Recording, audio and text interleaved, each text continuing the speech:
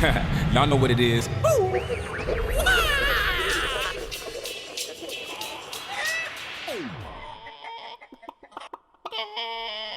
When you look at me as an investor versus, just an individual that's going to come in and take the business over, we're technically one and the same.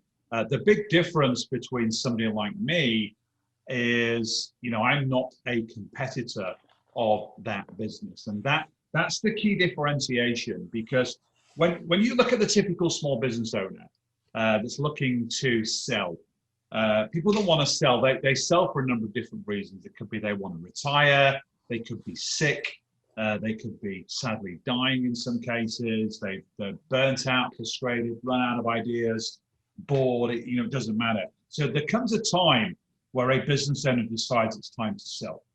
And they've typically got two options. They can sell to an individual or somebody like me, or they can go and sell to a competitor.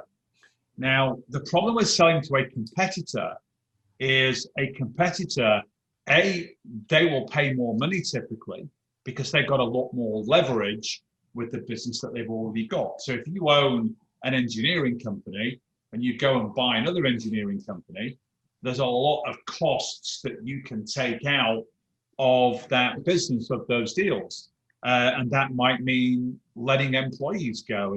It'll involve changing the brand. It will, in some cases, involve, destroying the culture and the legacy that the owners created in that business. And if you look at a typical small business owner, let's say they've had their business 25 years, they've spent more time in that business than they have with their own family.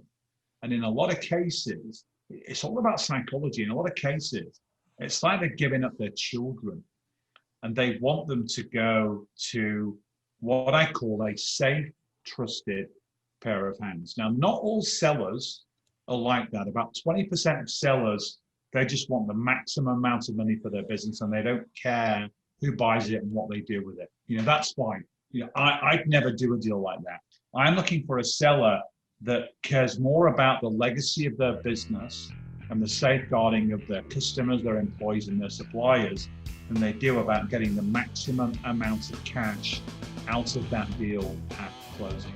So that's a massive thing that I look for. So that differentiates me massively against a lot of trade buyers in the business that want to just hoover up smaller companies and then dissolve them overnight and just suck and take in, what they actually want, typically their customer base.